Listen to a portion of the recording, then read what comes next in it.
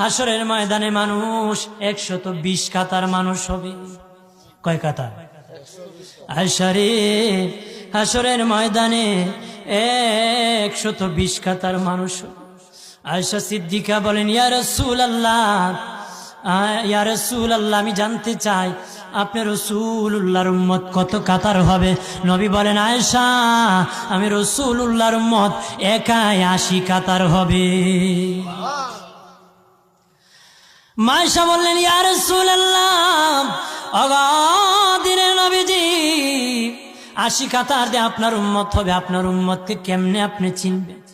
নবী বলেন, আয়েশা রে, আমার উম্মতকে 3টা পরিচয় আমি চিনব। 1 নম্বর পরিচয়, আমার উম্মতের কপাল থেকে নূর চমকাবে, নূর চমকাবে।